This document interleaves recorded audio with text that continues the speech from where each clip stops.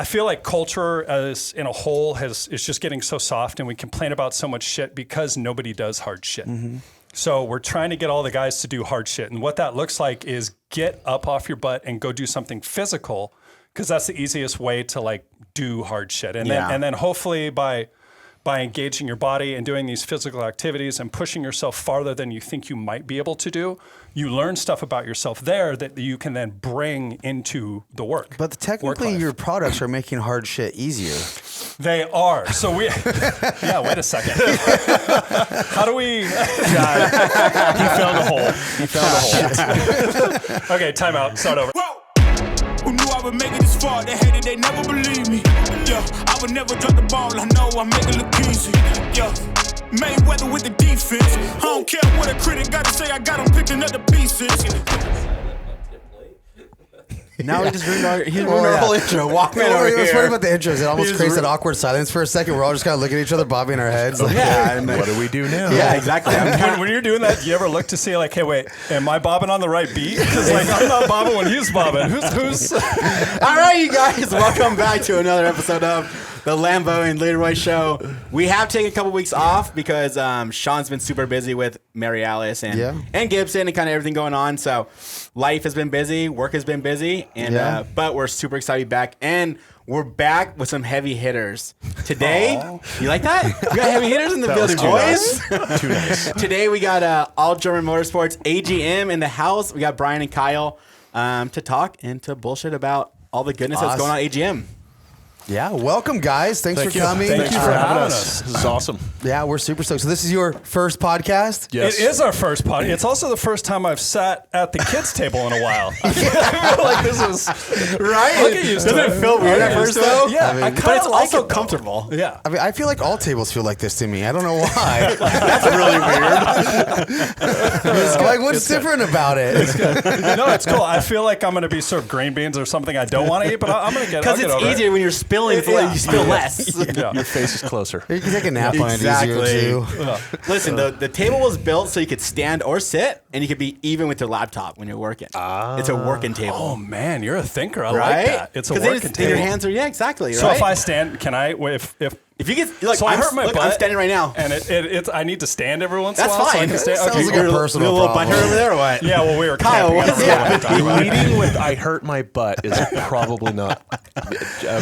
All right. Sounds like a anyways. pain in the ass. It happens. That's a pain in the ass. Well, so explain to our listeners who you guys are. What do you guys do?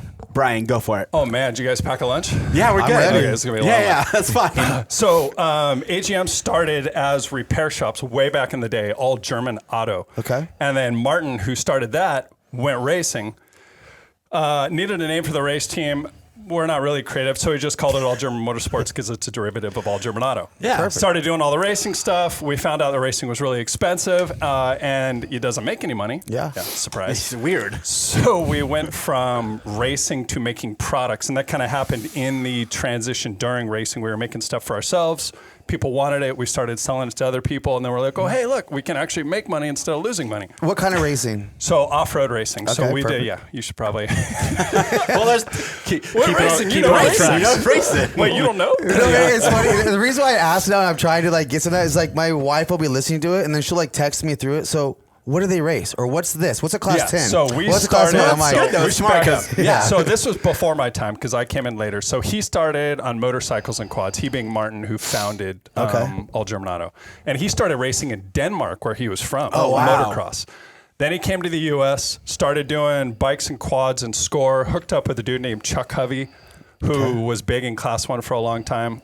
They started racing Class 9, the Volkswagen powered Rad. stock suspension basically together, and were crushing. They were like winning championships, winning a bunch of races, doing all that. So racing down in Mexico? Racing down in Mexico almost exclusively. Actually, no. Back then, Score had races in the U.S. They had some U.S. races. So they had U.S. races. So we did all that. After that, it was Class 10, which is a 4-cylinder motor. You got independent suspension. That was when they went to A-arms. So did that racing. That's when I came in. and you're running like German power plants in So those, right? that's what was unique about it is most everyone else was running domestic power plants, and Martin found he de-stroked. He basically took a stock 4-cylinder BMW motor, put a smaller crank in it, de-stroked it so it had less volume in the cylinders, so it complied with the rules. Wow. But it had a larger throttle body and all these other cool things that made it more powerful than all the other cars. So everyone would complain. Everyone's like, oh, he's a cheater. You need to pull his motor apart. So, of course, either way, that was really successful too. Bunch of races won, championships won. I came on board in that time. Then we moved to Class 1, which was unlimited suspension, unlimited engine. We stayed with the BMW power plant because it was just what he knew. Which is awesome, though. Oh, it sounded so good, too. Yeah, I don't know if you've ever seen any of the old videos, but it has that real high pitch, kind of 8-into-1 exhaust, like an Indy car kind of sound. Like one of the vehicles that like really stood out back in the day was the Duralast truck. Kind of has that. Like same thing. And that was actually a big block. I don't know if you guys knew that. So big blocks, when you think of big blocks, you think of drag racing and all the stuff he's into. Yeah. I'm going to hook a trailer to my car and I'm going to go 500 miles. Yeah, whatever. Easy. And go run a drift for 2 seconds. Yeah. Hey, come on. Yeah, it's like, oh, look, I didn't turn. That's so hard. But back on track. Yeah, back on track. That was a big block motor, but it still had that high-pitched sound, kind of like Robbie's truck does, which I think is insane. I know. Good. It's so ridiculous. Yeah, but Robbie's truck's always like on the chip, though, too. It's just Robbie in general. In fact, there's actually no throttle pedal. He's just got a switch. He just goes. He just turns it on. Yeah. But we did the Class 1 stuff. And we actually tried trophy truck after that. Oh, wow. That is a big jump. I don't know if you guys have done that. Truck? Yeah. Well, because you think like Class 1 and trophy truck, they're very similar and only kind That's of... what we thought. Well, and only because like you see the Herb sorting like, you know, the Landshark thing, which was essentially kind of a trophy truck. Oh, yeah. And they were kind of very similar and they were the top of the game. But you don't realize like your traditional Class 1s to trophy truck is massively different from gearboxes, transmissions, what year was that? So for us, Class 1 started in 2005. We ran that until 2009 or 2010. Okay. We took the year of 2010 to do development because we're like, oh, we're fucking smart. We know Class 1. We can figure out this trophy truck thing. What are those guys Easy. know? So we spent the year. We worked with Jimco to make a new lightweight truck. Back then, the trucks were super heavy. I mean, we were talking to like, 7,000-8,000 pounds for trucks? Well, it's because Super if you were trucks. to break something, you just made it bigger and heavier. Yeah, and you had a bunch of spare parts on it. You made it bigger and heavier. And the really crazy part that we didn't understand then, but we know now, is the heavier trucks, the trucks with more sprung mass, sat on the suspension and settled more over the bumps. So when we took all that unsprung mass, all the body weight of the truck off, the truck was a lot more unruly. You had to fine tune the suspension more to try to get it to settle in. You just really super upset. Yeah. So we were like, those people are dumb. We can figure this out. We make a truck that's dry weight is under 4,000 pounds. Like at the race ready, the truck's like 5,000 pounds. And we're like, that's nothing. We're gonna crush this game. No. No. We also started with, we came in with a gearbox. So we were doing development with Fortin, which was one of the first manual gearboxes in a trophy truck. Yeah. Also, no. Dondale was trying to do that too when he had his all-wheel drive bass boat truck and everything too. We called it the same thing. Like a freaking bass boat. You're like, man, I'll bet you gets a lot of trout in that thing. A lot of trout. Something smells fishy. It is funny that has come full circle because he's now building boats. It is, yeah. Anyways.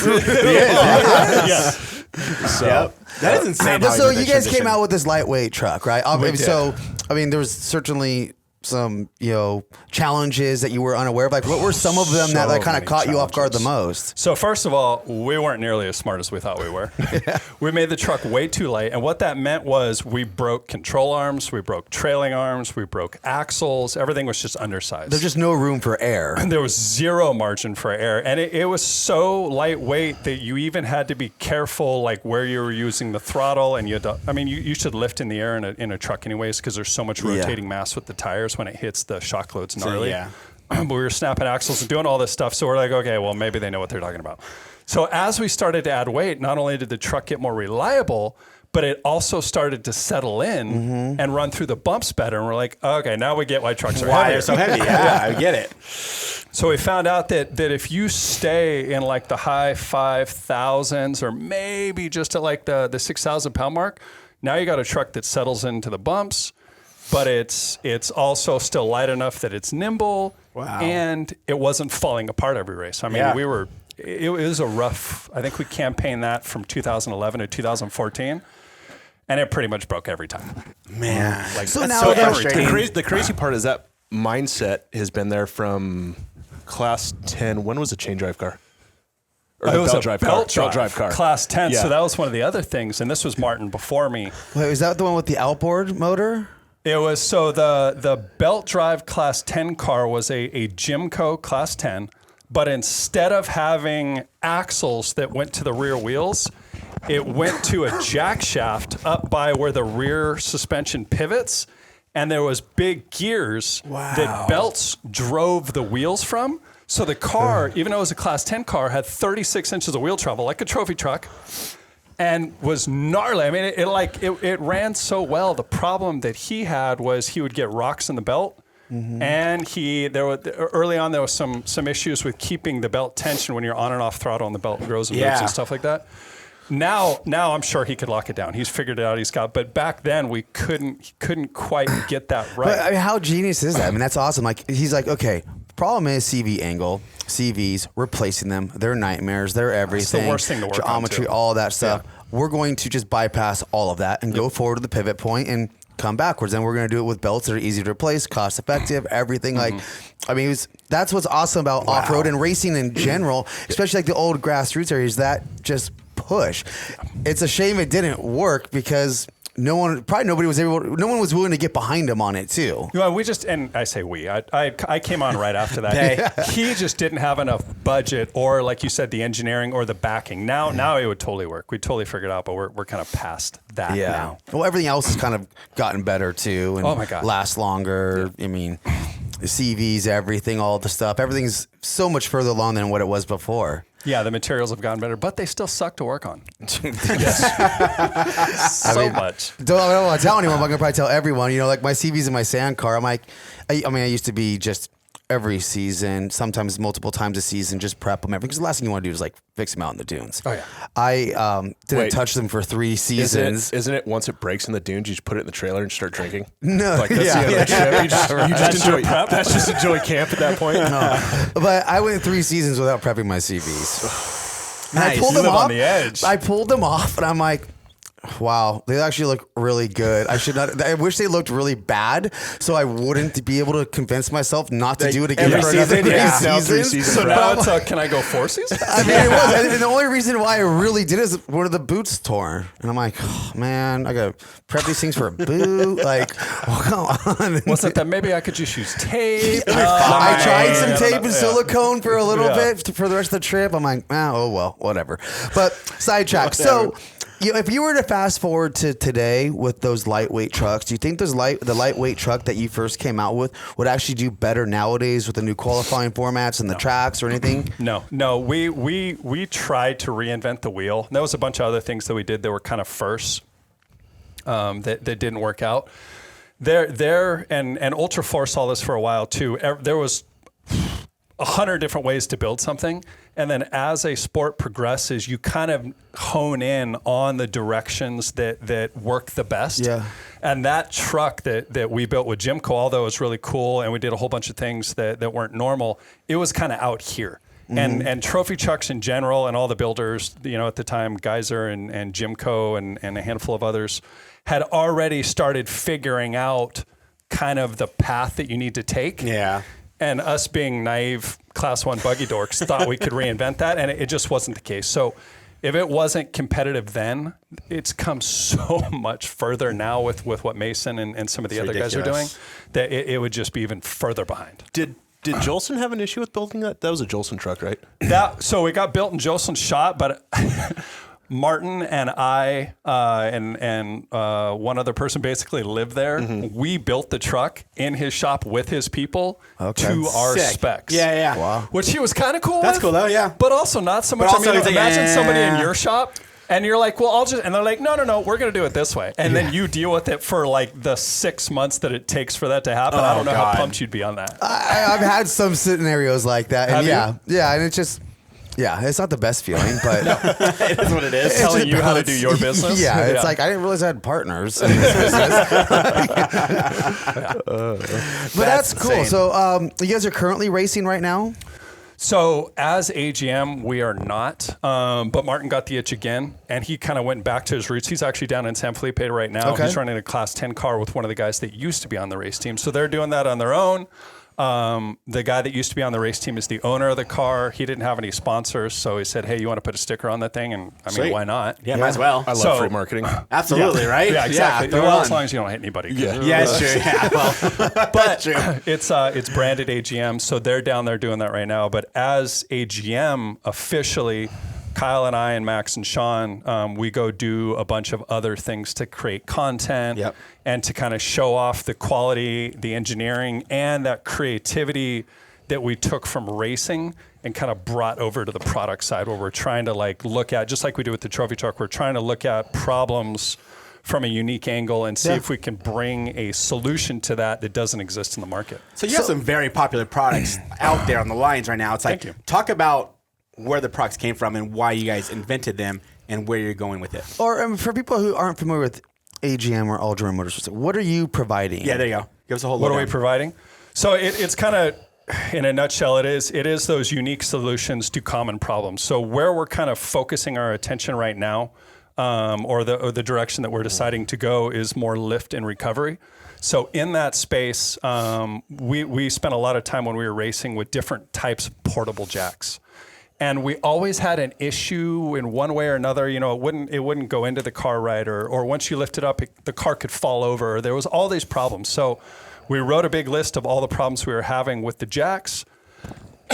Excuse me. And then said, okay, how do we solve this? And just from first principles, okay, what does it need to be? What does it not need to be?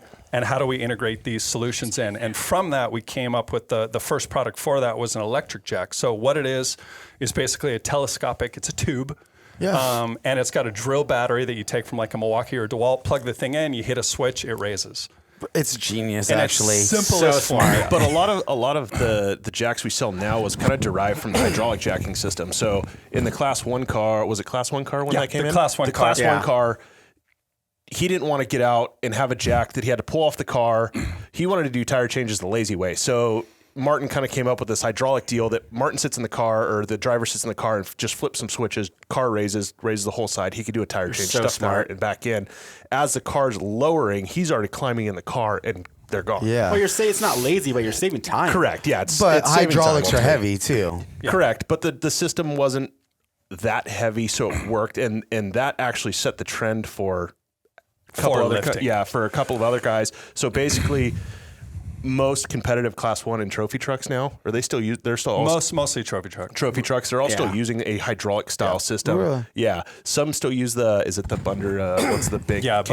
Bunderson air the jack, Bunderson something air like You jack. mean nobody's Yeah. using the But- Harbor Freight jack with a little extension on it? What? People still do it. Or the So scissor sketchy. jack. The scissor jack Oh that you my steal out of gosh, the trunk so of your bad. Ford Taurus. It kills my soul. I'll walk through Tecker Contingency and I'll look at all these beautiful race cars, and they literally have a Harbor Freight scissor jack on the back, and they're like, "We're not going to Of need that." $150,000 You're gonna need that, $150,000 yeah. UTV, and it's Yeah. like a Harbor Freight scissor jack. And I'm just like, "Come on, guys, we can do better than this." Yes, come on, guys. So Get it together. Yeah. So anyway, back to the jacks, Brian. Yeah, so that was the genesis. He's right. It actually started in the Class 1 car with a hydraulic Rad. system, which Were was you guys another. one of the first? I think we were. I haven't researched That's that. cool, I'm not though, 100% man. sure. Because it started a trend for sure. And so like for people that are listening, like there's when you jack up a car, like in your car, like your regular vehicle, you have these little scissor jacks that come with it, and you got to crank it up. That's an option, right? But there's a large range for those. I mean, they do serve a purpose, but they're very shady, shaky, everything when you're on the vehicle. And I feel bad seeing anyone on the side of the road using one of those things because the wind could blow that thing over. Yeah.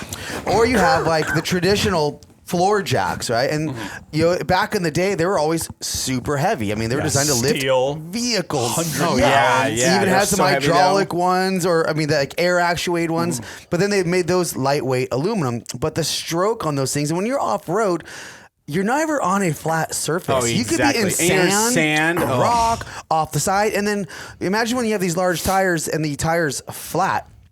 The truck's not sitting level anymore, and it's hard to find a good point. So they created it's a long stroke, right? I mean, Yeah, longer than a floor jack. And on the off-road cars, not only do you have a taller sidewall, but you also have to lift through a bunch of drop travel. The suspension's got a ton of travel, so you got to lift 20 that. inches, plus 30 inches on a trophy truck or something. So what it does is not only does it give you a more stable lifting setup, because what the ideal situation is we actually, and this goes back to the one of the issues we were having, there are these weld-on jack points that we tell guys, hey, put this on the suspension. It mechanically welds to the car, and then the jack engages that, and now the jack is locked to it. So That's awesome. when And you're it's up in the safer air, now. whether you're off camber or you need to jump back into it, you're not worried about the scissor jack thing you were saying, where the thing could potentially fall off. Yeah. So that's kind of one of the features that I think helps set it apart too. And then from there, like we were talking about earlier, we did the electric version.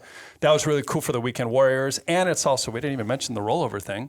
Oh, yeah. When you roll a car, because we've all run out of talent, you put it on its side, and we saw some at one of the recent races where the guys would roll the car, and now they got the tow strap out, and they're waiting for like 40, 50 minutes for someone to roll back over. You put a point on the roof. So we put because it's electric, you don't have to use an impact on the top of it. There's actually a mount on the top. So now you can use the jack to roll the car back on its wheels by yourself in like 5 minutes. So that's now whether you're a huge. racer who's trying to get first place, or you're somebody with your family out in literally the middle of nowhere and you roll the thing, you're not like stuck. Yeah. Well, and most of the time, I mean, obviously we see all the videos of mega carnage, right? But what happens more often than not is someone just puts it on the side. Yep. I mean, they're just coming in a little hot and just it goes on the side. Dude, UTVs go, those specifically, they go on their side so fast. You're like, They're I'm easy, good, yeah. I'm good. And No, you're on it's your already side. too late. Yeah. And you think it's just a UTV. It's a derivative of a golf cart, essentially. You're like, oh, I'll just get out and push it back over. But the cars are heavy. so big and so wide and Thousands so of everything these pounds. days that it takes 4 or 5 dudes to really heft to get it Yeah. back just off its side. Yeah, So, despite what the internet yeah, tells you. despite what the internet It says. takes you 4 or 5 dudes to get a car back on its. It does. It's tough. Oh, it's hard. I mean, they're heavy, especially race cars, because there's so much other stuff going on. I mean, it might take 2 dudes, a stock one, but even then, all that unsprung weight, that's a pain in the ass. And it's usually trying to lift it up downhill or Always. It's or 'cause you uphill never or hold the something. spot. No. You roll because you're in a back spot. That's usually what it is. So the electric jack then beget the manual jack, which is the same thing without the impact essentially, or the electric drive off of it. Yeah. And then that gives you just a faster version for the guys that are more like race oriented. And then from there, because we're trying to lean into the lift and recovery thing, we started making these auxiliary tanks that you can put in Can-Ams and Polaris so that you can get more range, because those things are For becoming- fuel? Yeah. For fuel. Because they're becoming like these huge, I don't want to say gas hogs. There's just a ton of performance. We're putting big tires on them. The gas mileage is getting worse. Yep. So we make auxiliary tanks. And Now, then, auxiliary tanks. So, are you talking like the ones you hang in the back with the little No. canisters? No. that So everybody that's says? sketchy. You might as well just light it on fire and get some hot dogs out at that Okay, point. exactly. Yeah. When you take gasoline and you put it over like a Exhaust. hot exhaust. That's Not a giant smart. No, no so in our these, world. these all mount forward in the car, like under the front seat. So you're as far away from that as you can get. It also helps with weight balance. So now you're kind of balancing that out. And these are like more. fuel cells, basically, right? So they're cells in that they're a container, but they don't have a bladder. So they're not like a race thing. It's more for the recreational guy, which outnumbers the racer exponentially. Yeah, exactly. And then Really? you flip you flip a switch on the dash. It pumps fuel into your stock tank, so you're not cutting into your stock tank. You're not That's messing up emissions. awesome. You're not doing any of that. Does it stuff. pump in through like the fill neck or something? Yep, Okay. exactly. And we have different setups. That way, whatever system you put in the car, if you want to sell the car or something happened to that car, you crash it and you need to trade it, you can take all of it out of the car, and it doesn't require you're not cutting the chassis or welding That's awesome. or Yeah, everything modifying the bolts in. car. Okay. Yeah, So, in everything bolts your in. opinion, why are these external ones, these little twist locks that people are putting fuel in the back of their cars, why do they fail? Is it because they're venting out fuel? Are they cracking? When you say fail, what do you mean? That like, why are they making these cars catch on fire? So there's a couple of different reasons that I've been in the game, in this particular game, long enough that I've seen quite a few different scenarios. The older tanks that sit in the sun all day long, they tend to crack at the seams. Okay. And then a lot of it's user error by not screwing the cap on correctly. Really? Yeah. Yeah, so it's not that you want to fault the people that make Correct. the tanks, because they all have good intentions. They're trying to Yeah. do their best. Yeah. We're all just a bunch of dummies out there, and we don't take care of the stuff. So that's generally, like he's saying, what can happen. I mean, I've been doing this my whole life, and I mean, forgot to put my gas cap on. Yeah, 100%. It's like, I mean, oh, shit. and usually you're out there, you're having a good time. You got friends all around you. You're like, oh, let's go, fill it up, let's go. You know, boom, take off. You're like, oh shit. Yeah. Yep. I'm on fire. Yeah, no, whenever you go for a ride, like you waited 2 hours to go on the ride and then you rush to go in the car Of course. the last 2 minutes. I know. It's funny. That's how it always goes. It's hurry up and wait. That's awesome. Okay, so fuel cells, and for what applications? I mean, are we UTV specific ones? Yeah, it's UTV. We've kind of started leaning more towards UTV just because the explosive growth that we've had. I mean, they've pretty much taken over everything from, Glamis to the local deserts to all the race series. Oh, yeah. And It's now awesome. that the cars are becoming bigger and more capable, they're kind of pushing into the space where a lot of the buggies and Sandros and everything would be. So it just made sense. So that's where most of this is. So it's Polaris, it's Can-Am. We're starting to do some stuff with Speed as they roll out at a factory level. Oh, good. We're trying to get in with Polaris. Hello. Polaris. Can-Am, Polaris. if you're listening Anyone? out there. So we're trying to get in at the OE levels, Yeah. but then we have all the aftermarket stuff too. And then leaning more on this lifting and recovery thing, we're working on like a dozen new products this year that kind of help infill that lift and recovery space. Nice, And exciting. then bringing that creativity where it's not just going to be, hey, that guy makes a blue one, we make a red one. Yeah. It's trying to approach it from a completely different angle. That is the one thing I struggle with the most with him is, hey, Brian, I think there's room for us to make something in this specific segment right here. And he's like, okay, we have to do it differently. I'm like, no, let's just do it. We just do it the way we do it because we do it well. And he's like, no, it you has always to be do it better. 100% different. It has to be completely different. I'm like, Yeah, that's just but It's a good thing, though. It's a good- That's why AGM is Because then AGM. then you can say, hey, look, I helped the industry somehow. Yeah. It's something new. It's a fresh look. And we provided value outside of a color change. Yeah. Well, it's so much easier to get behind a product too that is different, unique, that you put your Yes, heart right? and soul into. Yeah. You're fixing it. You're trying to think out of the Absolutely. box. I mean, you And guys then- speak to that. You know that. Well, I mean, we've set so many trends just because we wanted to be different. Yeah. Like, I mean, we've never ordered any competitors' products or anything to see what they were doing because we didn't really give a shit what they were doing. We were going to do it our way, the way we wanted, what we thought was cool. It's easy to come out. I mean, it's, a jack's a jack. Everything's going to do the same purpose, but there's different reasons and there's enough room for everyone. And maybe not everyone's going to want your product because it does 100%. so many Yeah. things 100%. they don't need to. And they might be okay with the Harbor Freight Yeah, jack, right? But it's not a zero-sum game. I mean, there's enough room for all of us in this Yes. game. The Yeah. market's so big. I totally welcome all the. I'm sure, and I hope you guys have thought of it the same way. I welcome the competition as it comes because it's going to make us better. Absolutely. Right? Percent. Yeah. And competition's awesome because they're Now I get also to fuck out. you up. Well, yeah, they're also You win. Not you. but they're also out there helping grow the industry we're Yes. trying to live in Yes, too. and that's the You have part more that so people many people fighting to miss. grow it. You're not alone. Yep. are we talking about race promoters right now? Oh, man. Oh, man. I guess they may not apply to that one. Huh? Are we getting in there? I think all promoters, golf promoters right now are struggling with it. It's like, Dude, I just saw, and this is a total sidetrack, but is it Live or Yeah. Live? What's the Saudi Live, Arabia man. thing? Live. Live. They're trying to crazy blow up deal. the industry with that, right?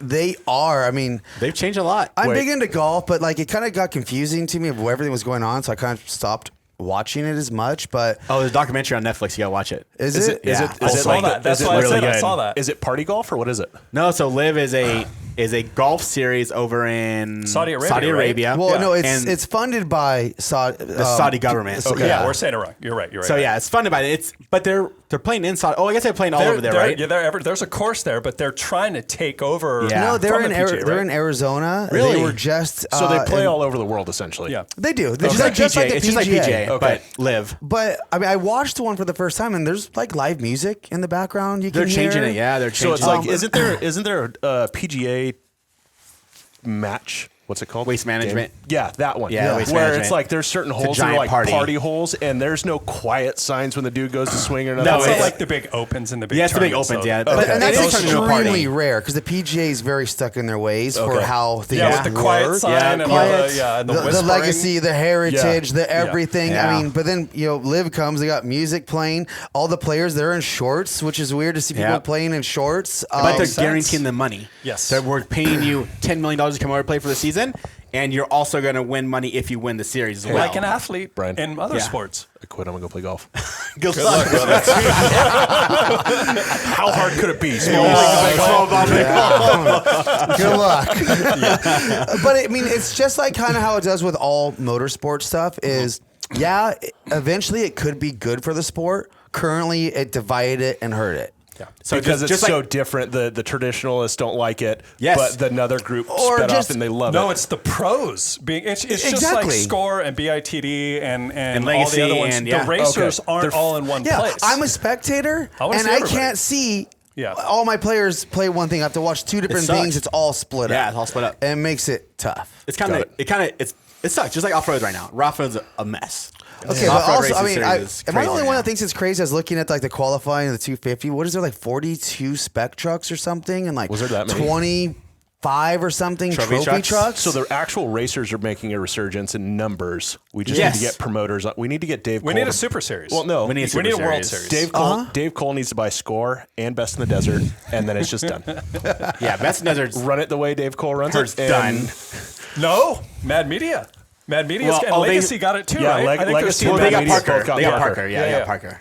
That's So- pretty wild too. Yeah, wild. You get Mad Media to promote it. You get Dave to run it. Yeah. And then you just get a Super Series. And I'm sure Roger can come in there. Roger's an awesome money man. He's good at all the back end. Like, you just get those guys to play nice together, and we get a World Series where we get to watch they're everybody. all ego ran, man. They're all egotistic, and I don't know. It's wild. It's gonna be crazy. I mean, Robbie Gordon just bought half of Nora, right? I have no idea. Yeah, didn't I know that heard yet. he bought just 51% of Nora. Wow. Yeah, That's interesting. yeah, That's Crazy. cool. I'm excited with all the stuff he's doing. I know he's been No, getting I'm- a lot dude, of he gets hate because it's taken a while. but it doesn't, dude. I give him props, man. Dude, I don't know. So you guys make products. I was just talking to Robbie at King of the Hammers and about some new stuff that Watch he's doing. toes, kids. Yeah. Sorry, your toes okay?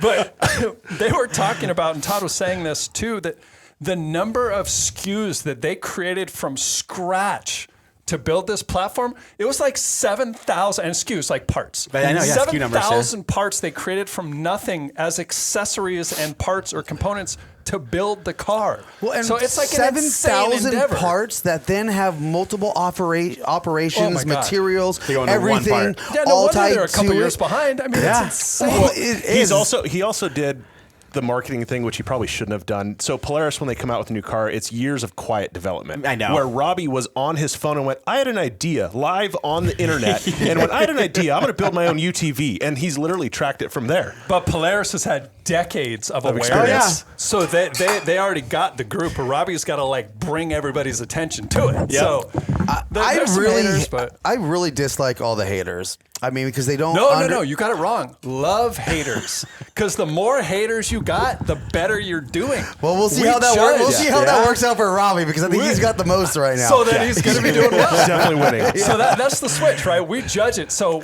every day there's somebody that tells us, and you guys might be the same. I could build that for $100 in my garage.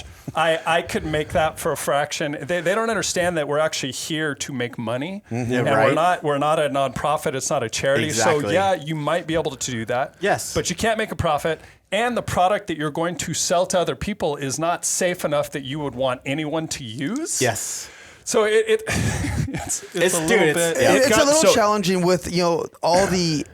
There's a lot of resources for people to sell products through now, with social media and everything, and it allows anyone, but it used to be there was someone selling parts, as a reseller out their, mom's garage or something like that. But now you have people that are building parts out of the garage or something, and they don't need that distribution platform anymore. Like we They don't fought need the levels for forever all and the all the distribution. levels. They're just going straight to the consumer, so they're able to make more profits, and they can do smaller runs.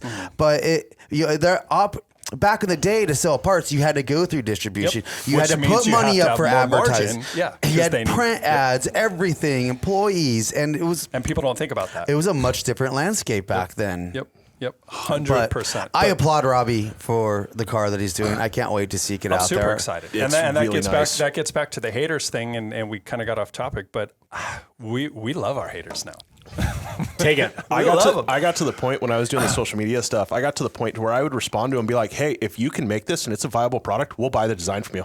No, we've told people awesome. we'll give you the money. Yeah, if make you it. make it. Dude, Yeah. we started not crude, but we started like, all right, cool. Let's see what happens. Yeah. And nobody Do bit. it. No, of course not. That many people. Yeah, really? That's what they do. Nobody bit. So They'd all jump on that one. It's out of control. But they just want to be heard and they want to feel significant. So and what we do now, so it's part of the kind of whole thing that we are is obviously we're trying to do the creativity thing and we're trying to do the quality thing like you guys do.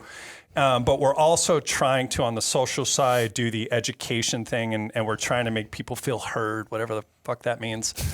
So it's these guys that hate on us. It's, just acknowledge them and say, yo, hey, thanks for the feedback. Yeah. I think Kyle gives shirts to some of them nice. for the shit that they talk. What's your address? Send you some He'll of give that them free shirts. stuff. Yeah. Well, because a lot of I look at it slightly, and he's helped change my mindset in this too. Is I started looking at it is if there's enough people saying something bad about our product, constructive criticism. Yeah, if there's enough it's constructive criticism, like we sell an expensive product, we don't knock that. Like we know have we a do. very what high it end, is. we have a very high end, made in America product. Yeah, that comes with a cost. We're not making a lot of money on that specific product. So everybody bitches and moans that it's too expensive. Okay, well now we have to start thinking about ways, if we can bring the cost down, whatever. We take that information, we try and make the product better. Yep, and the haters bring that to us sometimes. So we do appreciate the haters. Well, the problem is if you created a more economical product to kind of suffice to those customers, then the quality and level that they were expecting isn't there, and you're going to end up getting more haters. Yeah. Yeah. Either way. It is literally you can't win, so you just flip the script and say, I fucking love you. Yep. Bring it on. Oh, yeah, we're dumb. Yep, that's too expensive. Yep, this. And Most people that love your stuff aren't going to tell you they love it because they just love it. Yeah. You know? Yeah. Most people that hate it, they're going to tell you they hate it because they hate it. I mean, the haters are always going to comment. Yep. Lovers are not always going to comment. But it's engagement. Yeah, the thing is, engagement. Take it. When you have customers that are kind of hating on their product, they just need an option. Like, what are the options? So, I mean, I welcome people to always reach out to us if they have a problem with our product because we have tons of options and maybe you just got sold the wrong one. Yeah. And let us work on it and figure it out because every experience, there's a lot. We hope that there's a lot of new people getting into this industry, right? And they're buying aftermarket something or something new, and it might be the first time that they're going to go and reach out and buy a product out there in this aftermarket world, right? We need them to have a good experience at a certain point to carry on and keep growing the industry. And sometimes that bad experience, though, that they have at first, if handled correctly, can be the greatest experience and worth so much more than if it even worked in the first go around. That's a good point. That's one of the things we pride ourselves on is turning the haters into loyal customers. That's real. It feels real good. Turning your haters into the cheerleaders. That's what we try and do literally every day. Our goal is to create the best customer experience we physically or possibly can. From the first touch point. Yeah, literally from the first touch point. I have no issues if a customer calls and talks to one of our sales guys and he's like, hey, I have this problem, blah, blah, blah. I have no problem getting on the phone and be like, hey, I'm sorry, we screwed up. I'm overnighting parts right now to wherever you are. Let's get this solved. Yeah. And that generally works pretty well. I mean, you were talking to somebody yesterday that they didn't even need one of our. You went and helped them buy a gas tank. From something. What did you do? This lady called. She's like, "Hey, I have a stop right on my Polaris," and I was like, "Yeah, that sounds about accurate." Sorry, Polaris. And she was like, I need to find a stock gas tank. I hear you guys make it. I'm like, oh, we don't make stock ones. But I literally jumped on the internet because it takes me all of 7 seconds to figure out where to go buy one. And I was like, hey, it looks like this company has a few in stock. You might want to give them a call. Yeah, locally. Yeah. And she's like, wow, thank you. Polaris the dealership wouldn't even help me do that. And I was like, it's just, like, I got this high-tech program called Google. It's not hard to understand that the more people we help get in the industry and the more people we can teach to do things what we deem correctly, air quotes, the bigger the industry grows, the better we all do. And this is something I think we all love and we want to see our children, grandchildren, and all that. It's no different than the land use fight. I think everybody in the industry needs to group together and grow the thing as a whole. I mean, when it comes to aftermarket, off-road, and let's just talk every business that's at, SEMA, right? 10% of the companies are probably mega corporate companies, and they really don't give a shit about their consumers. No. But the brands that were there originally did care about their consumers. 90% of all other brands are like us. We're literally just trying to make a good product, take care of it, and please everyone we can. We understand that we can't please everyone. Yeah. But we will try as hard as we can to please everyone.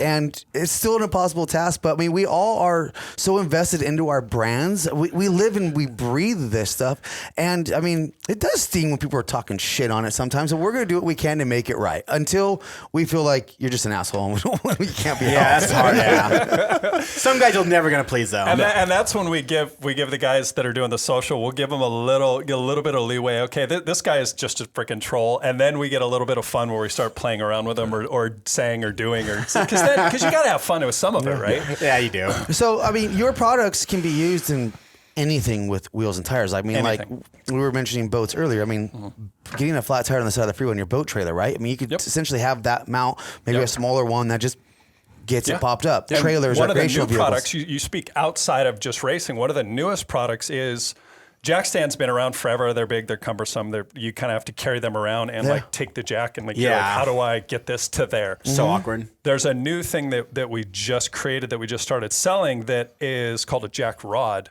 and it is a adjustable tool, telescoping tool, hand operated, spring loaded, that turns your floor jack into a jack stand. So for cars that only have like a couple lift points, Tesla has one per side. Wow. Or you're in places where you're like Formula D starting to do this in their hot pits where it's just a quick turnaround. They're doing tire changes. They need to get in there somewhere quick.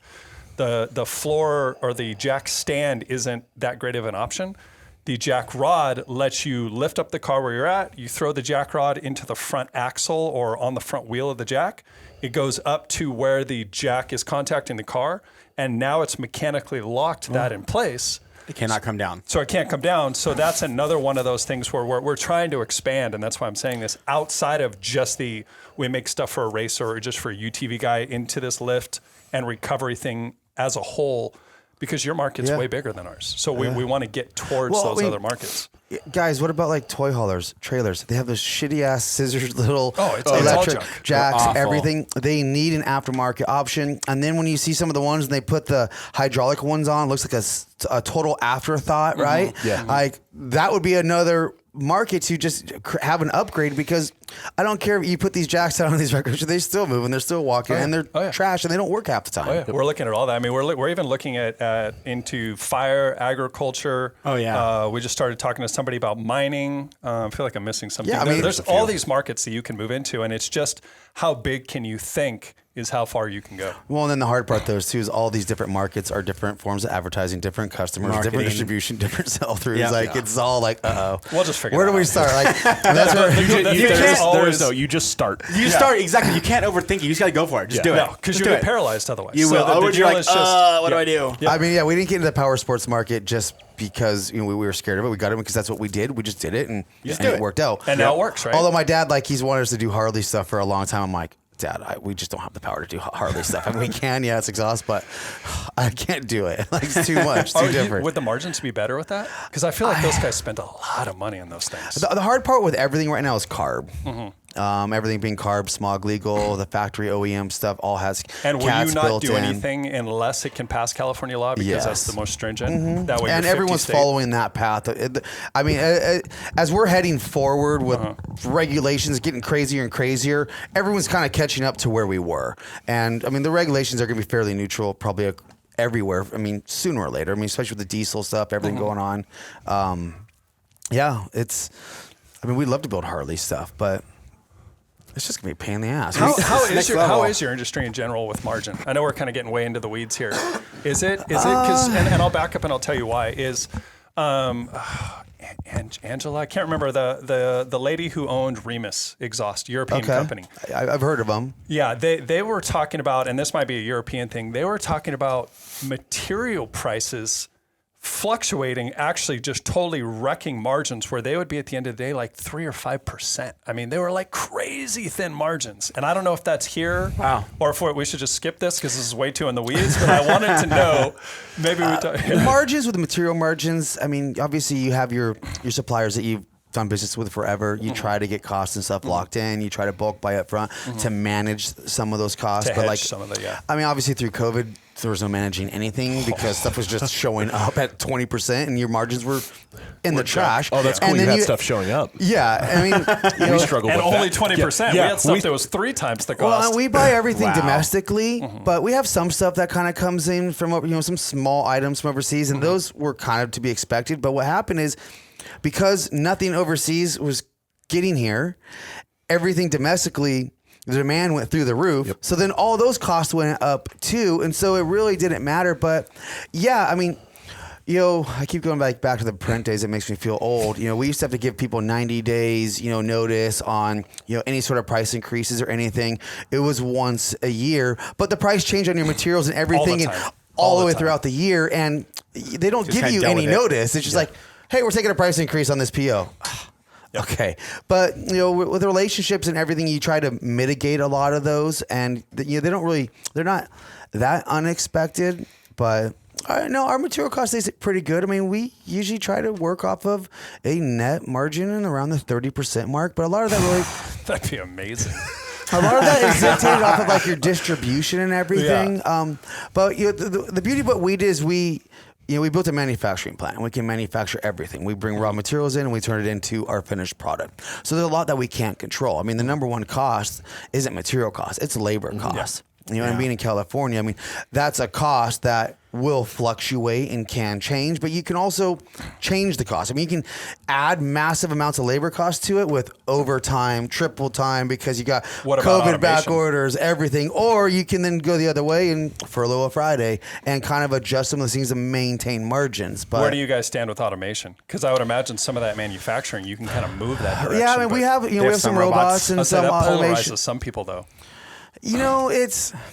It is, but like you really have to have like high volume parts, otherwise there's a lot of hands-on stuff and we have 4,000 applications and we're not selling thousands of all 4,000, right? And 4,000 applications? Yeah. Wow. It's insane. And so like, that's pretty cool. Sometimes you're, unless you're going to like, we might sell 50 of one in a year. And sometimes I'm not going to burn through 50, and even putting 50 through an automation process doesn't make sense. So as the high volume parts kind of get going, it does help. But you really too, when it comes to welding, I think we're all familiar with like welding and stuff.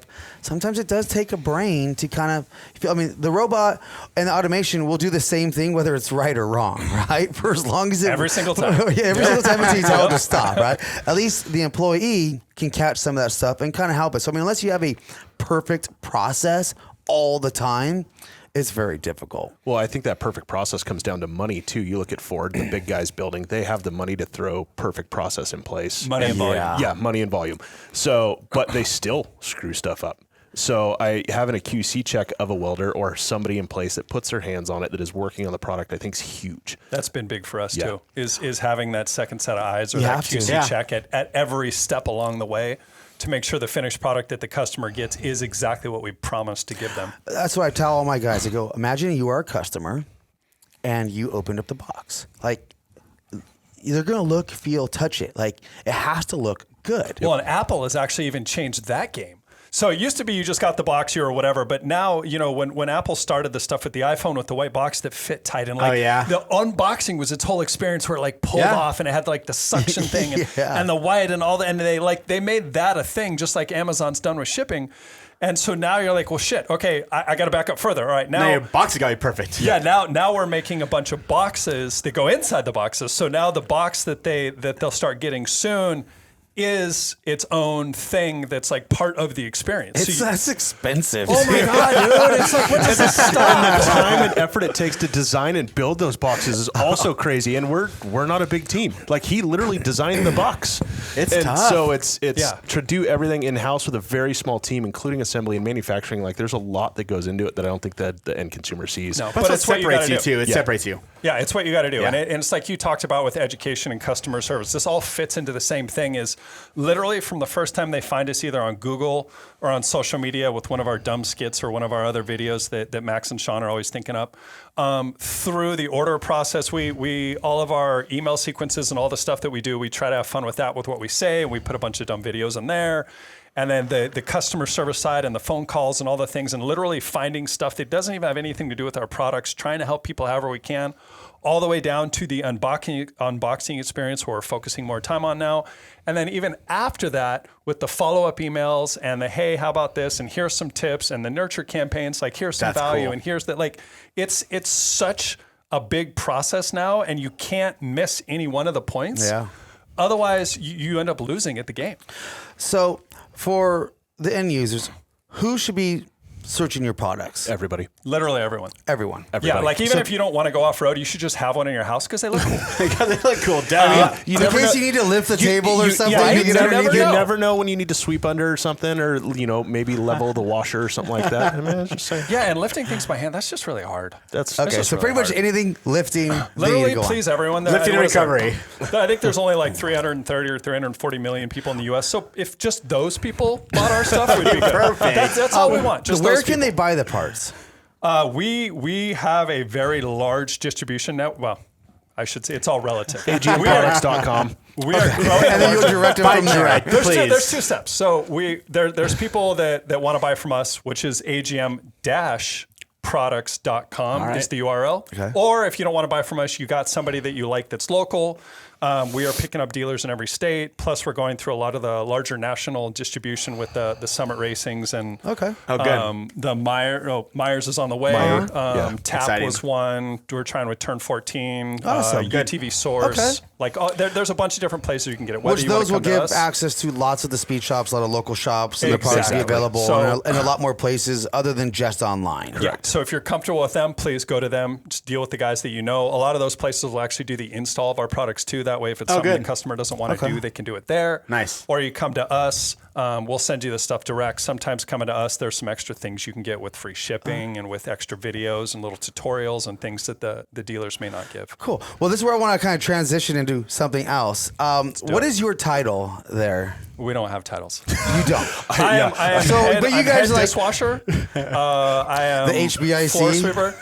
So my official title, I don't remember in the corporate documents. Okay, what so they who's call me. more important? I'm one of the owners. Okay, perfect.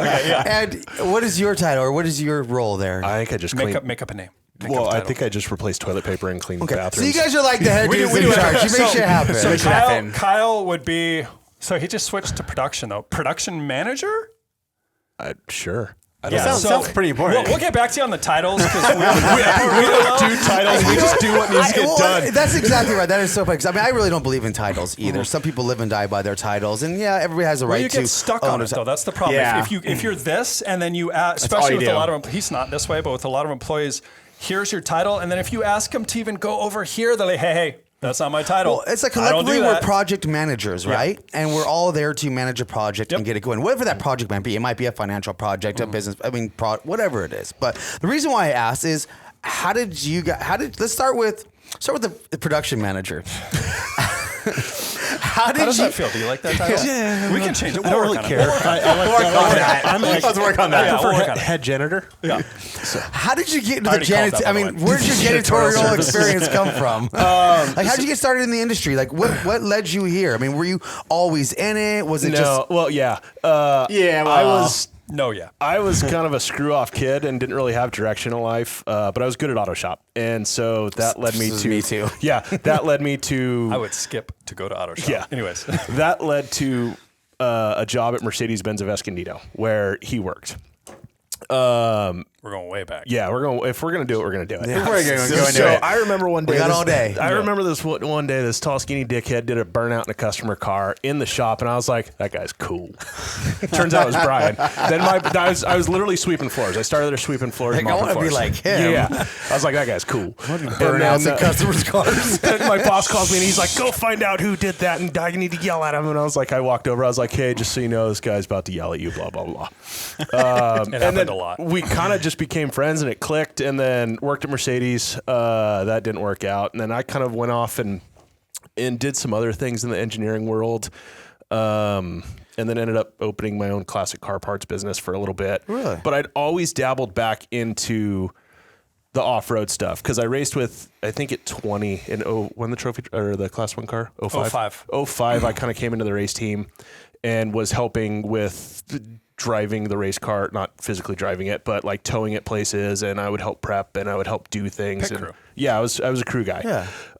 Which are they're so underrated. Unsung when it heroes. comes to Yeah. they They literally are the only reason anything happens. serious. So, and I kind of was always hooked in the off-road thing, and I could never really get away from it. And then I ended up giving up on life in Southern California, and I moved to Lake Havasu for 5 years. Which we all want to do, but I don't think we can No. do. We all want to do. I've done it. Don't do it.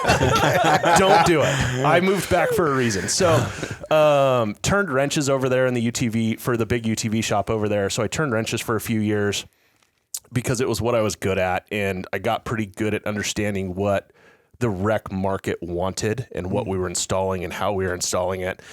That kind of folded into a media job in the UTV space where I kind of learned some of the marketing stuff behind it and added to the bucket of stuff I knew, I guess. Cool.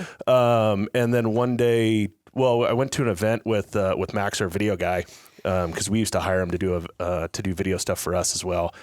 And Max was like, "Hey, I think you'd be a good fit." And I was like, "I can't work for Brian." And he's like, "I think he'd be a good fit." And I was like, "No, he's like one of my best friends. I can't work for him." And then he called me, or Max was like, "Just call him. We have a job for you." So I called Brian, and we sat there and bullshitted for like 30 minutes, but he never said I had a job for you. So I never said anything. And so Max calls me. He's like, just let it. I just let it just talk. I was like, you wanted him to ask for the job. I needed him to. Was that a power play? Was it a power play? Just keep telling your story. Anyway, so Max calls me and he's like, "So did you get the job?" And I was like, "Bro, he didn't even offer it." And he's like, "Call him back. Tell him you want a job." And so I called Brian back. I was like, "Hey, I'm supposed to tell you I need a job." And he's like, "Yeah, why don't you come over here?" So Awesome. drove to San Diego. Playing hard to get. Yeah. Story of my life. Drove to San Diego, had a meeting. Literally, I left, and my landlord called me in Havasu. She's like, "Hey, do you want to buy this house?" And I was like, "Yes." We couldn't even get close on a price. So I was like, she's like, "Okay, you got 30 days to move." And I was like, okay. Called my dad, let him know. Brian, I need a house too. About that. Damn it, you have any rental out there? Yeah. So I called my dad. I was like, "Hey, all of this just transpired in the last 24 hours. He's like, "Well, sounds like a sign you're moving home." And so I moved home, and that was almost 2 years ago. And we're now fighting the good fight. That's awesome, man. So- It was awesome, dude. We got a steal. Like literally, he left Mercedes as we were all just dumb back then, but he left and he picked up all this knowledge on how to work on things, how to market things, how to talk to people, how to get vendors to like all of this training.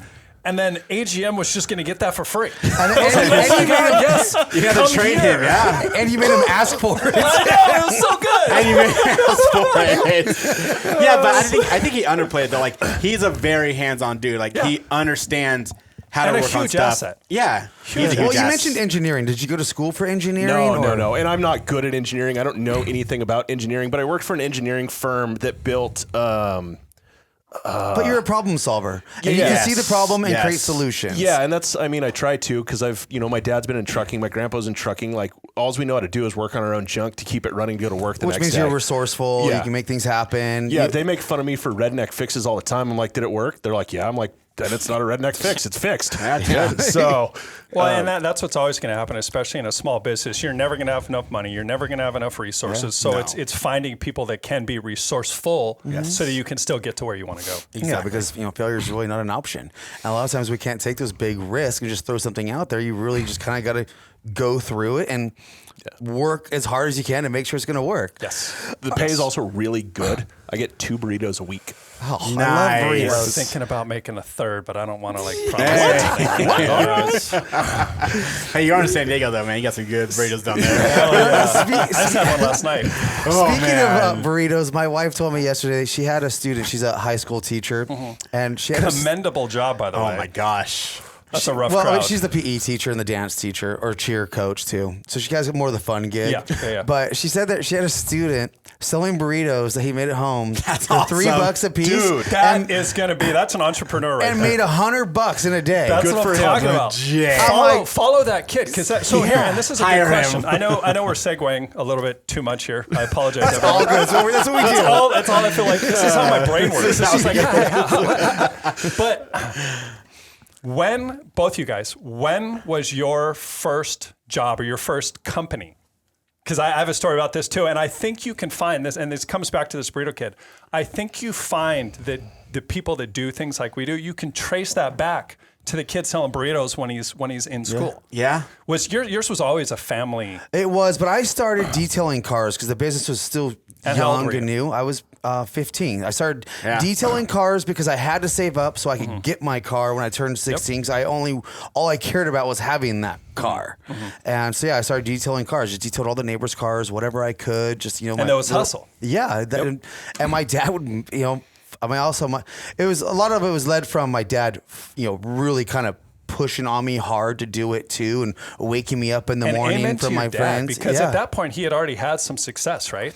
Well, yeah, he'd already been. He was successful with as a general contractor and did a lot of homes, Anaheim Hills, kind of some of that stuff. And he purchased the muffler shop as more of a hobby, a place to work on our toys. We've always been into boats and desert and everything, and the racing and all that. And the motorhome, don't forget it. It's in the about page. The motorhomes. Well, and the motorhomes is where it started. That was his niche, and it just kind of capitalized on that. But he essentially sacrificed.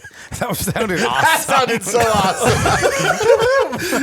Dude, I hear that like 20 times a day. I'm like, we share an office, and I chug water pretty regularly. I just dump it. It's like he just pours it in his face. I'm like, how do you even swallow that much water?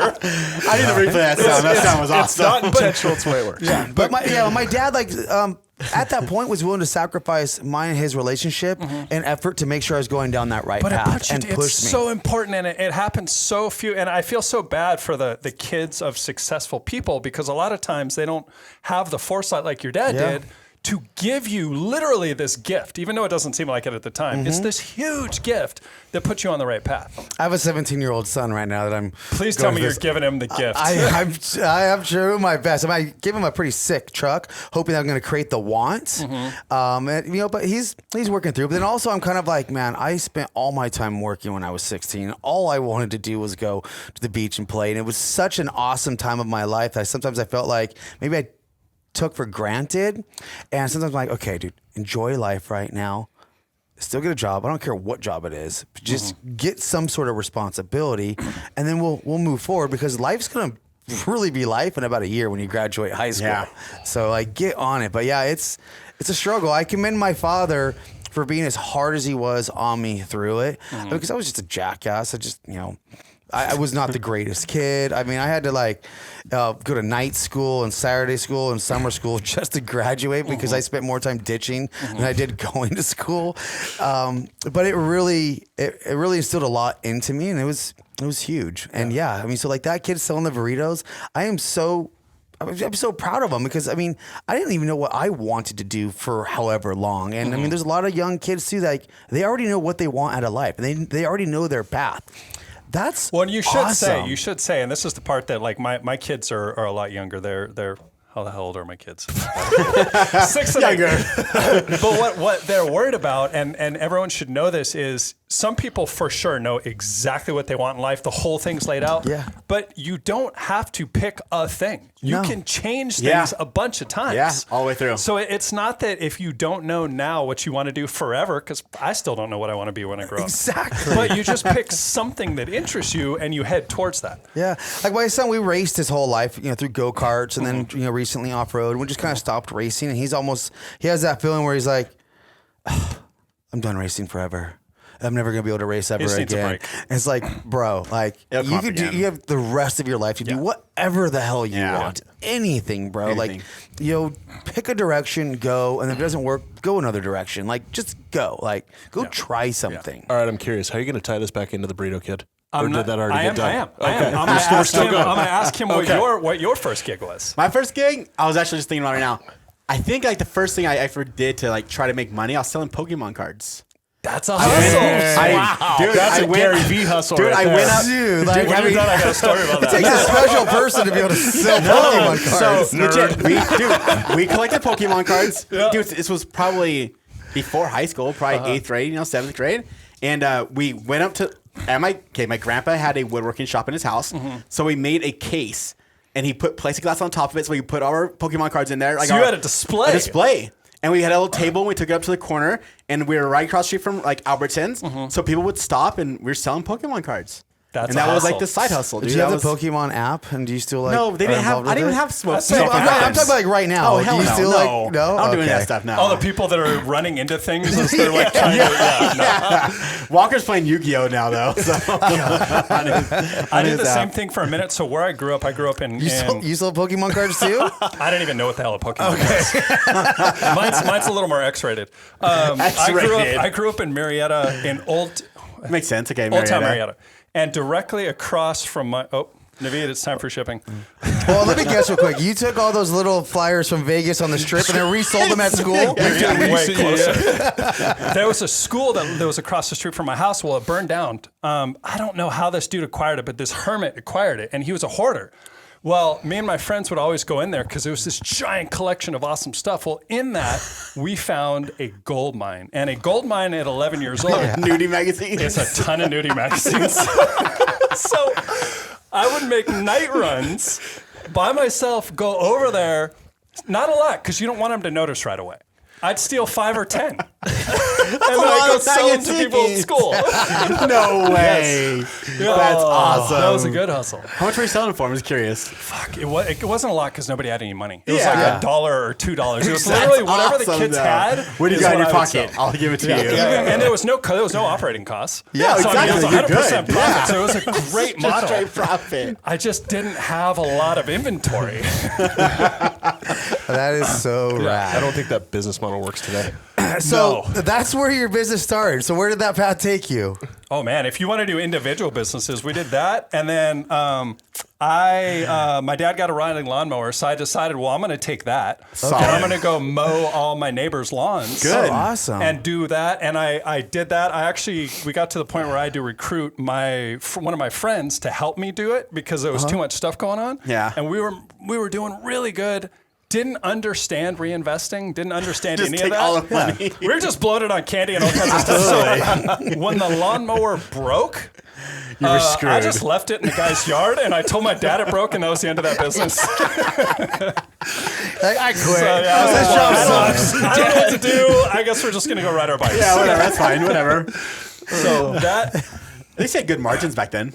Oh, dude, they were great margins. I mean, my dad, the gas tank was always full. I don't know how it got filled up, but it was always full when I'd take it for the weekend. Yeah. The lawnmower didn't cost me anything. Yeah, exactly. So I just had to pay the friend, so we were good to go. That's amazing. And then your dad fixed all the sprinkler heads you broke off too My dad behind your was back. so not happy with it. But some part of him, because he was a business owner, But I think also, that's why he's I got stoked it that from. you were working. Yeah, so I think that was why maybe he allowed it. Even Yeah. though I was just messing everything. I did so many things wrong. So many things wrong. It's awesome, though. But along the way, we had those are all really unofficial. What the hell else did I do? I've had a kickboxing gym. Wow, nice. For a period of time, an auto repair shop. The product company that we're doing now with Martin and myself. I feel like I've owned something else. I don't remember. It's just kind of bounced all around, and maybe that's why but I'm all a preacher. service related, retail, direct It kind consumer. of is customer facing stuff where we're B2C. Yes, B2C. Yeah. And it's always been, and maybe that's why I was preaching earlier with the Burrito Kid and all the other stuff. Hey, you don't need to know what you want to do forever. Just what do you want to do right now? What interests you right now? Where do you go right now? And I've kind of gone from one thing to another thing to another thing, always following interest and kind of chasing fun rather than money. Yeah. To get to the places. And we've it's been. not, you don't always have to create your opportunities. The opportunities are usually there. You have to just grab them. Yeah, so it's generally them. become, what do they say about opportunity? Luck. It's opportunity and preparation when they meet or something like that is what luck is. So it's and this is some Napoleon Hill stuff like you're listening to right now. If you get on this path and you start with a strong why and you're going towards a definite course and it's all you're like hyper-focused to the point where you're obsessed about whatever your job or your business or whatever is, it is funny how opportunities just come.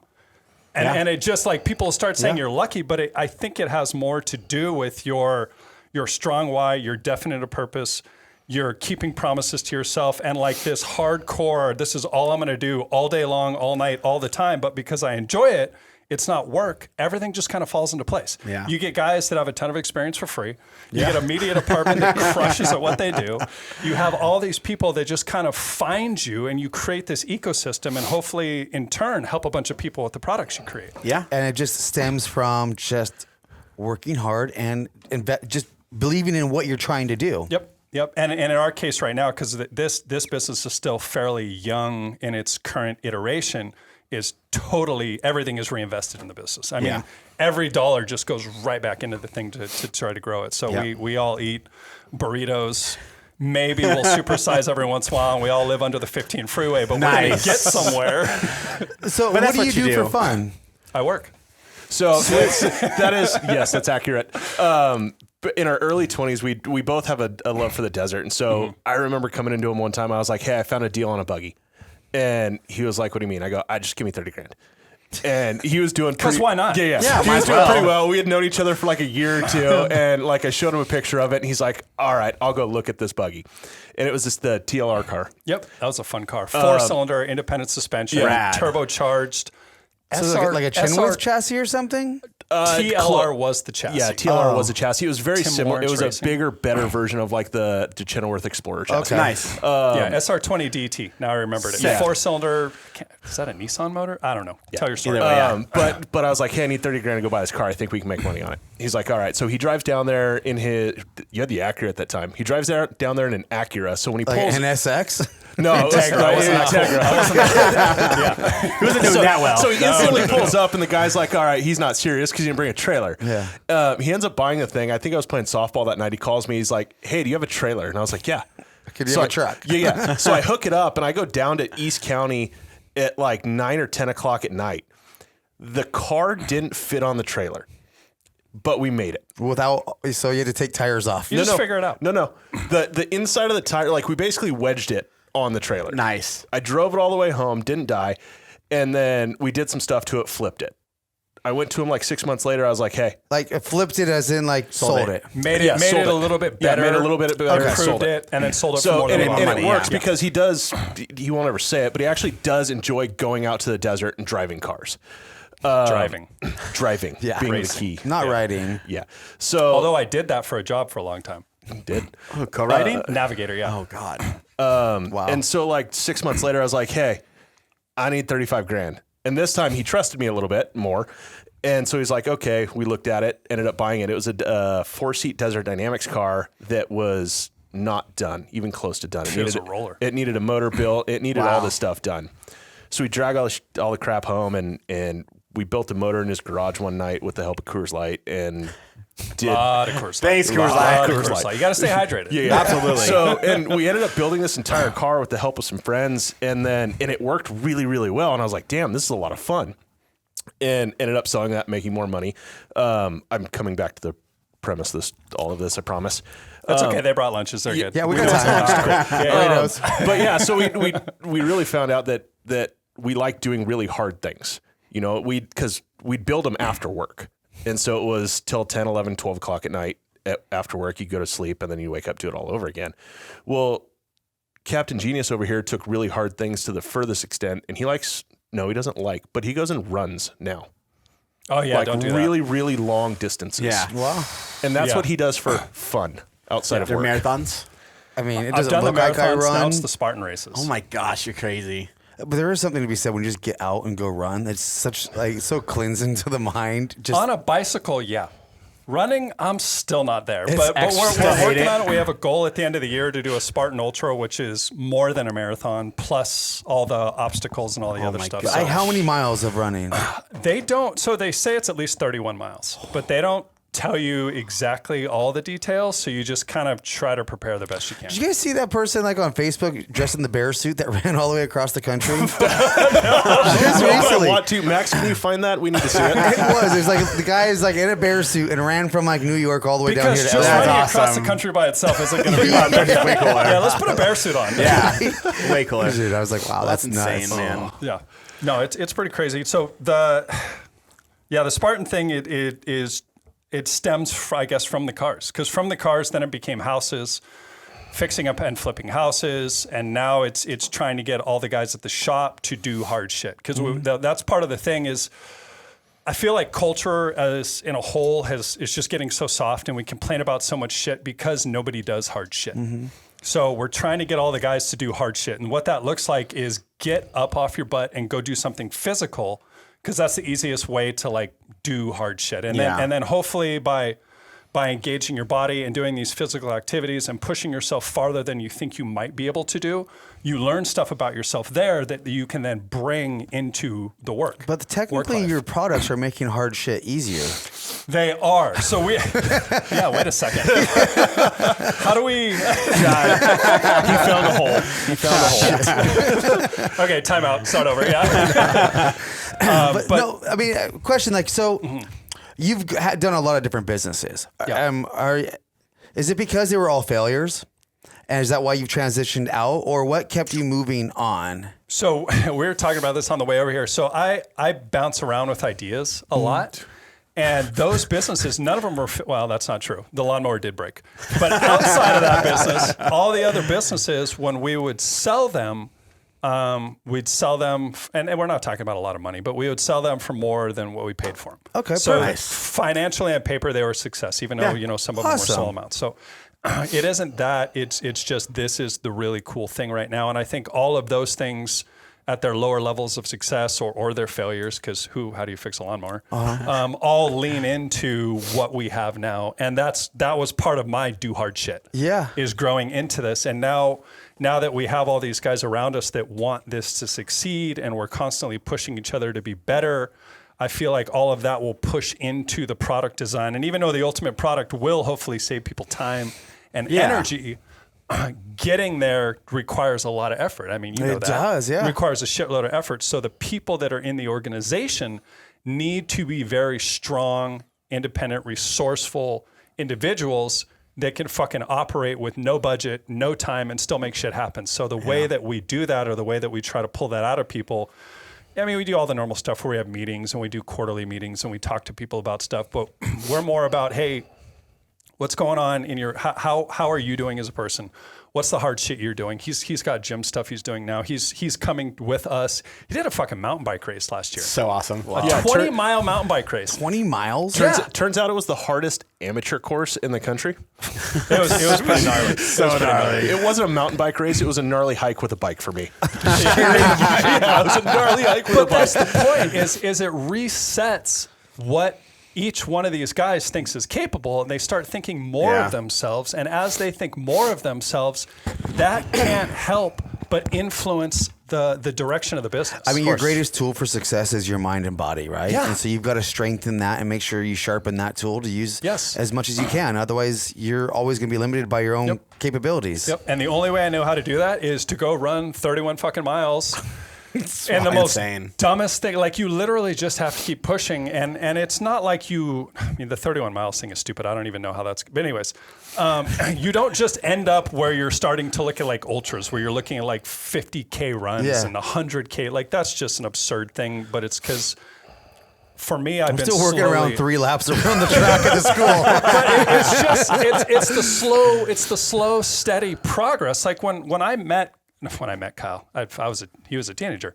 When Kyle came to work for us, you were, 80 pounds heavier than you are now? Something like that. 100, like, it's amazing. Things were not awesome. Yeah, I was not in a good mental place. I was not in a good place in life. Yeah. And this, Kyle takes full, Kyle, I'm not going to take credit for any, but Kyle did all of that. Yeah. Turned himself around.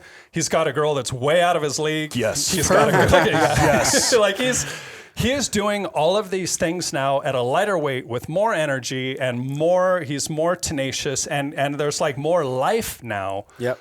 But it's plugging these people into that so that they can find that version of themselves that not only helps them, like we're trying to help customers with the product, but it's kind of self-serving because it helps the business too. So it's a little bit of everything.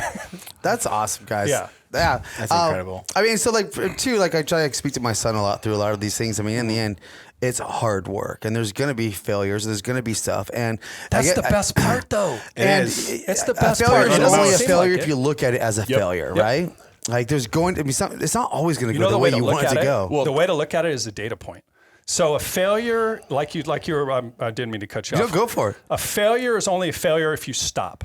if you don't stop, all it is a data point that you can use to be like, okay, that didn't work. I now have that data. I need to pivot. I need to go this way. Yeah. And each one of those, all they are is data points that allow you, okay, that was wrong. Now we're going to go this way. Now we're going to go this way. And you couldn't be where you're at today unless you had all those data points. Yeah, you need They them. led you Yes. to You this need 'em. point. Yep. And so, like, if you have these massive goals of what you want to be, well, you can't Oh, just jump to it. You've got to hit those data We points don't along even know how the way. to get. So we have no idea. So we have goals set. Yeah. No fucking clue how we even get to those. Like we were talking about on the way Figure it here, out. that's Z. But it's a direction. Yep, we're at A. That's Z. Yeah. We don't need to know the alphabet all the way there. We just need to know what B is. Yeah. And then once we're at B, then we just C. need to know what C is. So you don't need to have a plan for the whole fucking thing. Just know where you're going. Yep. And then what is the thing that I can do right now in this moment to get me just one step closer to that? Well, and too often do we look at, oh, well, there's Z, here's A, and we plan out the entire damn alphabet too. And by the time you're going, you're like, oh, this can't even be fucking done. And for- then you give up. For a lot of people, if the alphabet's not perfectly organized, no go, we're out. Yeah. So it's You just gotta roll with it. Find Z, do B, get good at B, It's awesome. do C. Yep. Well, and I'm sure you see this on shoots and stuff all the time. You can plan all you want, but there are so many variables that you can't account for, whether it's weather or other people Yep. or a camera failure or something. You just have to know what's the next step, and then you have to be good at pivoting. That's where the Just get through resourcefulness it, comes yeah. back in. Yep. How do we get around this problem? Okay, we're going. Fuck. Now there's another problem. Now how do we get around it? So That's just business in general, or life in general, I guess it you'd is say. life. It's literally Yeah. life. It's life, and that's Literally why you do life. hard shit because Yeah. it trains you Yeah. to be that person that can handle those And when problems. you get to Z, it's the best damn feeling in the world. Oh my God. And the problem that I have though, when you get to Z is you need to stop for a minute and take in Z. Yeah. Because my thing is, okay, here's the next one. No, and for sure, you don't yeah. spend any time. No, I get it. It is. Yeah. Well, you're already planning the next one before you're Well, even before you even halfway got to there. Z. Next- And back when you to get A. going, like, oh, I don't have Yeah. enough to do. Let me do 5 more of these Yes. things over Yeah. here. Back to A. It's insane. Well, that's life right there, man. It is. It's awesome. You know, I think our future, there's a lot of young kids out there. I think they're going to really, I think, surprise all of us as I'm they get so older. excited. Go ahead. I'm the typical old guy. Goddamn kids can't do anything right. But I feel like you're the youngest one in the room, too. Whatever. But it's since working at AGM and seeing the team that's kind of surrounded everybody, I guess. I have some faith in working with other guys outside of our realm and working with kids outside of our realm, and even our assembly kids and all that stuff. Like, I'm like, okay, they're starting to get it at a significant. Because I didn't get any of this till like a few years and ago. what a cool gift to give somebody if we can take what's taken for me more than 20 years, and I still don't have my head all the way out of my ass. But if you can condense that and give it to someone who's just starting, I mean, I feel like that's an Huge. awesome thing Yes. to provide people. Yeah, and it's something he's kind of instilled in me, and I've been working with our assembly guys and the manufacturing team, and even the Max and Sean with it a little bit. They're significantly further ahead than I was at their age. Oh, light And, years. dude! It's so cool to see. Now, granted, they don't have a lot of the really dumb stories where we should have died. Yeah. But at the end of the day, how do those really matter? yeah, it but they're doesn't so matter. much further ahead and so much more put together, and they're doing such a good job that it's really fun to kind of be in the environment with the young kids that you can see the light bulb go off in their head, and they're like, oh, I understand that. They're a lot older and more mature now, I think, because they have access to so much more So much information. information. Like, back then, you could sell nudie magazines right now. Right. They could give a shit about any of that because they already see it all the time. They're just jaded to it. Yeah. And they're so much further ahead, I think, and so much smarter. Yeah. They also have so much crap thrown at them through their phones and everything. Oh, my. It's almost kind of made them more independent thinkers and to question things more. And That's the hope. and hopefully the Yeah. common sense will be more common because it really has to be. Otherwise, we're fucked. Accurate statement. Accurate. Well, at that point. Yeah.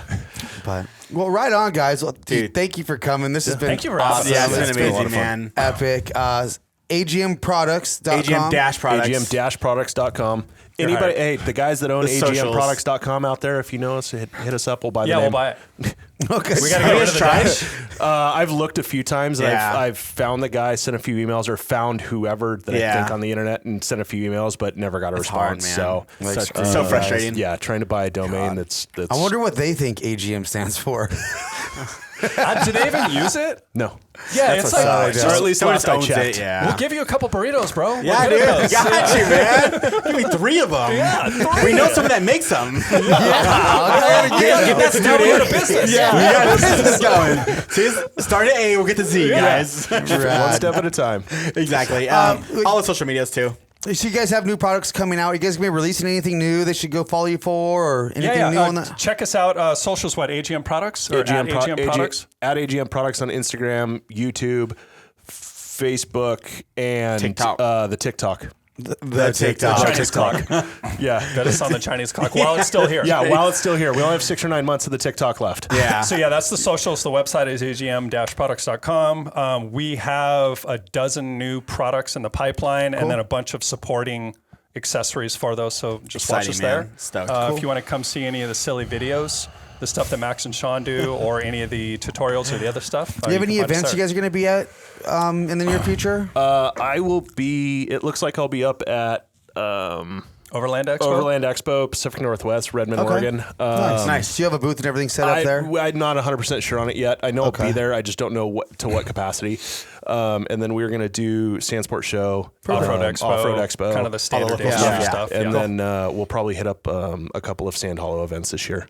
Cool. Yeah. So. Fun stuff. You just get the increase in booth space for Sandsport Show? I've been fighting for this space for so long, and it finally came available, and I was like, hey, I need money. He's like, no. I was like, hey, I need money. It's resourcefulness. He worked a deal. He got them to drop their price. Really? Yeah. So I don't know where you guys were, but he got a bunch of money off of it. Sean's like, I've been there since day one. I can wheel and deal with Bonnie Air now. So Awesome. hopefully they don't listen to this. And they, And they're like, Thank you guys. Yeah. Oh, they probably do. My buddy Joe, he's probably listening right now going, fuck you, Sean. That's awesome. but yeah, it's Sand. So it's funny, the Sand Show, to keep going here, I guess. He never did it. And I came in, I was like, hey, I think we need to do this show. It was like total hunch. It's such a niche, Total unique hunch. show. And he's like, I don't think it's going to work. We do Off-Road Expo, it doesn't work. And I was like, I don't know. Off-Road Expo doesn't work. But Sand we Show did crushes. We did Sand Show the first year, and it was just him and I, and it was all day, every day, as fast as we could stuff product out the booth. It's awesome. It was going, and he was like, "Holy shit, this is and we working." have such a niche product. We're like, holy shit, this thing's insane. Yeah. we need more. Yeah, we but need I to bring think more. that Sandsports people buy. People buy Well, Sandsports. they come with money in hand. Yeah, no, they do. They're ready. They're ready to buy. And I searched for sand shows all over the country for a Yeah, long if you know any other time. ones. This one specific sand show is what it is for us. Yeah, I don't if know. you're I a haven't promoter, found more yet. Yeah, if you're a promoter, please go to Sand Show, look at what's happening, and if you can create that somewhere else, Do us it. and hundreds of other people will be there, whatever the cost is, every year. It's wild. Yeah. Every year. Yeah. Remember last year, Gibson was just off the doors the whole time, dude. Exhaust. Yeah, Insane. it's nuts. But it's also, I mean, it's the time of year, the location, Everything is right. works. Yeah. And that's why, I mean, I was at the very first sand show, 22 years ago. Long time. Just, when we were selling just only truck exhaust and sand rolls just came out. We was sand roll exhaust, and it was great back then, and it's still great now. And then too, it's also like it's like that kickoff Glamis trip or off-road trip. Everybody goes there, your friends. There's it's an awesome vibe. It's the beginning of the season, so everybody's super excited because they know what's about to transpire. Yeah. So they're pumped to go out to the desert, and turned this is into the a full kickoff of it. experience. So it's good. It's awesome. Well, cool. Thanks, guys. We Are appreciate they it. going to pay you for that Sand Show commercial? I hope so. I hope we get a discount. We have booth reduction. Joe, I need a discount. You're welcome. All right, guys. Thank you for tuning in, man. Awesome episode. You know what to do. Subscribe, like it, all that good stuff. We're out. Yeah. Deuces. Whoa. Who knew I would make it this far? They hated, they never believe me. Yeah, I would never drop the ball. I know I make it look easy. Yeah, Mayweather with the defense. I don't care what a critic gotta say. I got 'em picking up the pieces.